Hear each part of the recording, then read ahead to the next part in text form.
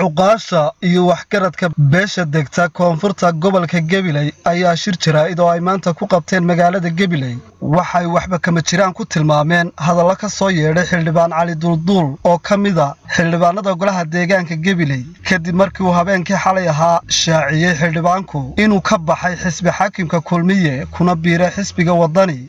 Cali waxaanu nahay dadkii u codeeyay soo doortay waxaanu halkan ka sheegaynaa ninka la yiraahdo Cali waa horumardiid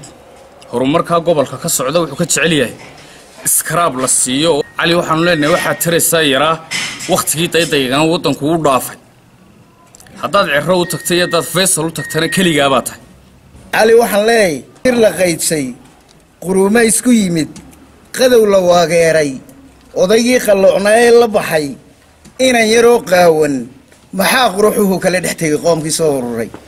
reernimada reerka reexaadeed ka dhalatay wax sharafood agtooda ku leedahay maanta ma jirto. ninka la yiraahdo Maxamed Bixiye wasiirka arrimaha dibadda ahaan jiray xalay toole eray u lahaa oo ahaa waxaan ka waramayaa Muuse Bixi taariikhda Muuse Bixi ma ay sida adoo kalena kama sheekayn karo adiga soo saaristaada iyo taariikhdaada iyo barashadaada xusbiga Kulmiye ayaa lahaay oo keenay wadanka. Cali waxaan leeyahay waleedoodiyo dhaan dambaan idina ku dhiiban beeshuna waa Kulmiye walcida dalka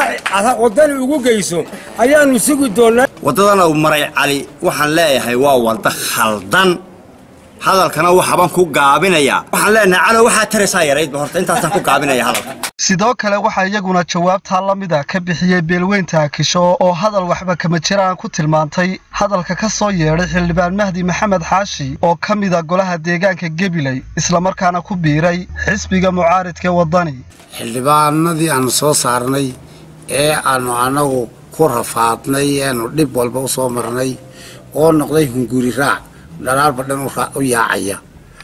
ayaan sheegaynaa in booskaasi naga banaan yahay oo boos naga saqiiray oo khasaaray inuu yahay baan halkan ka sheegnaa. beesha Kishana waa beel la yaqaan iyadba waa muxaafidul una naga saqiiray xildhibaankii reerku xildhibaanka la soo saaray ee hawl weyn loo galay isagoon cidna la tashan halkii uu ahaa iskaga tegey macaad noqday asaanu ka xunnahay waxaanu anagu nahay xisbiga Kulmiye anagu waxaan nahay xisbi xaakimka Muuse Bixina ballan baan u qaadnay inaanu garab taaganay codna siin doono xoogayga iyo muruqayga aanu gelin doono. waa Cabdirasaaq Axmed Hayaan Ilkaase.